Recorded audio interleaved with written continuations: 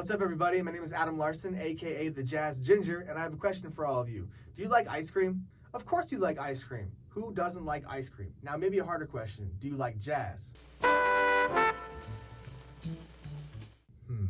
Well, if you answered yes to one or both of those things, this video is for you, and let's get right to it. Today, I'm going to show you how to relate ice cream flavors and toppings to playing jazz vocabulary. So where should we start, I wonder? I think the most generic ice cream flavor I can think of is vanilla. So let's start there. I'm going to play a line that sounds like vanilla ice cream to me.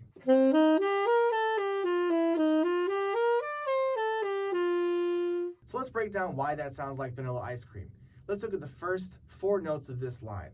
1, 3, 5, 7, and those relate to the chord tones of the chord that we're playing it over. So the chord that we're playing over is concert C minor, D minor 7 on the tenor saxophone, 1, 3, 5, 7.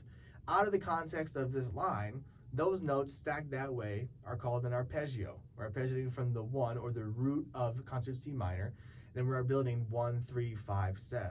So it's all diatonic to the chord we're working with, and it's all diatonic to the key that we're in, which is concert B flat. From there, 1, 3, 5, 7, scale, scale, scale. Then we have this other note.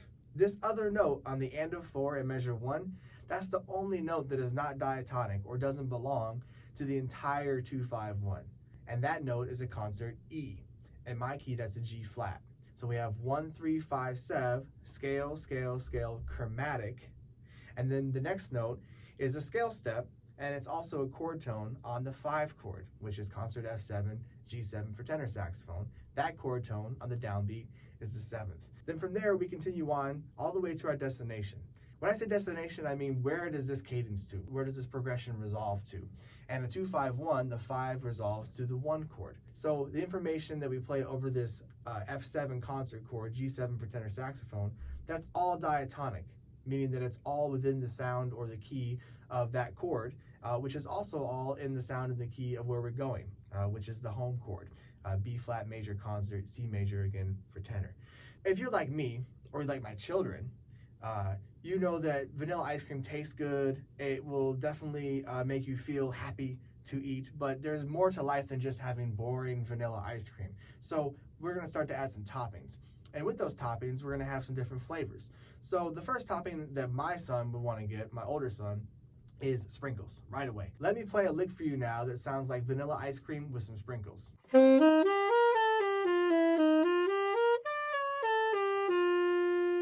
Let's talk about why this example sounds like vanilla ice cream with some sprinkles. The first measure is identical to the previous phrase, where we played vanilla. Now in this second measure, in this second idea, on the and of 3, I'm playing a flat 13. Whether you're really advanced theoretically or a flat 13 sounds like gibberish to you, it doesn't really matter to me. We want to be using our ears to hear the difference. But when we line up our ears to the theory, that makes us even stronger musicians. So the only thing that changes between vanilla and vanilla with sprinkles is that on the and of 3 in the second measure over the dominant 7 chord, I'm playing a flat 13. So that gives it some vanilla with a little bit of flair to it. And then that sound voice leads and resolves to the tonic the same way that it did in the previous example. There's more toppings than just sprinkles, right? My younger son would say, Dad, well, he wouldn't say it because he can't speak English. He would say some gibberish, but he'd say, I want vanilla with sprinkles and M&M's somehow. M&M's is his jam. So I wonder what vanilla with sprinkles and M&M's would sound like.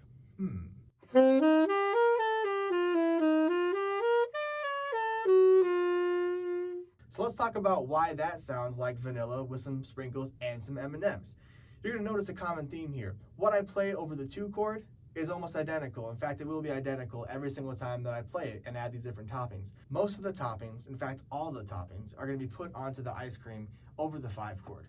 So in this last example where I played vanilla plus sprinkles plus some M&M's, what I did was I put a flat 13 on the and of 3, and I also put a flat 9 on the and of 4. So by adding a flat 13 and a flat 9, you get some more toppings into your sound, and that makes the line change. Harmonically speaking, you have a flat 13 on the and of 3 and a flat 9 on the and of 4. That flat 9 resolves to the 5th of the tonic, which again is concert B flat major 7.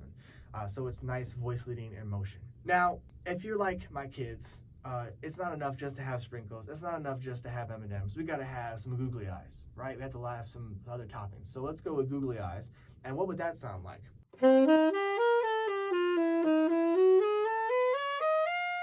So again, let's talk about why that sounds like vanilla ice cream plus some sprinkles, plus some M&Ms, plus some googly eyes.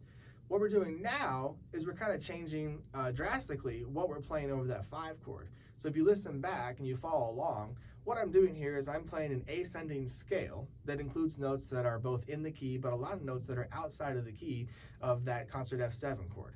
And in fact, what I'm doing is I'm playing an ascending scale that is diatonic to the tritone substitution of the original 5 chord.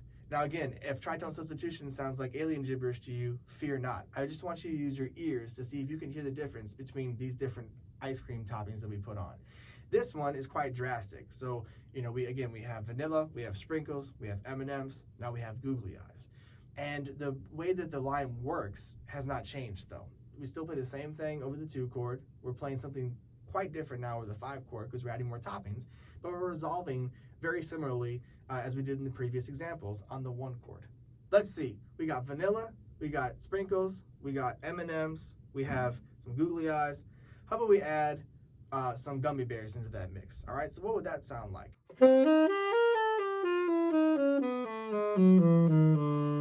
All right, so this line is actually pretty drastically different from the first 3 examples, but it kind of sounds similar to the previous one.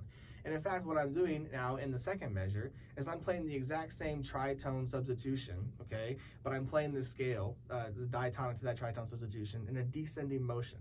So that gives me a bar that's inside of the key, a bar that is largely outside of the key. The bar inside of the key, by the way, is of course that 2 chord information we've been playing. Then outside of the key, but now we're descending to the sound of tritone substitution. And that makes us resolve to the downbeat on the 1 chord in a different place, but still on a chord tone. That's something I would suggest to you to work on in your own time as you work on vocabulary, is that to make sure that you're resolving to one of those primary chord tones, 1, 3, or 5, because your ear will have an easier time hearing the 1 chord as a resolution if you do so. The last flavor of ice cream is going to be one of my favorites, and it comes from my time living in New York. I grew up in the Midwest on Baskin-Robbins ice cream, and when I moved to New York, I found a place that I really enjoyed, and it was very frou-frou, shall we say. $9, to get an ice cream cone. But it's New York, so what isn't that expensive? But this ice cream was, really kind of bougie, and it was vegan, non-dairy. If you would have said to me when I was 18-year-old that I would have had vegan anything and enjoyed it, I would have said you're out of your mind. But here we are. So this is like some Brooklyn vegan ice cream with all kinds of chocolate sauce and a bunch of toppings that we can't even get into. Let's see what that sounds like.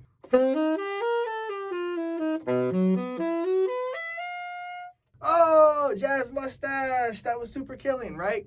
Well, whatever. It was definitely different. We can agree on that. So what did I do? I played the same thing on the 2 chord. On the 5 chord now, I used the tritone substitution harmonically for my note choices, but I played the information in a way that was much more intervallic in nature and got all over my instrument. And we'll talk about that in videos to come. That about does it for today's video. If you liked what you heard and saw, I would really encourage you to hit that subscribe button and give me a like. I'm new to YouTube, so I'm trying to grow this channel as much as I can, and I'm looking forward to sharing weekly content with you of things that I think will be really helpful for you and your development.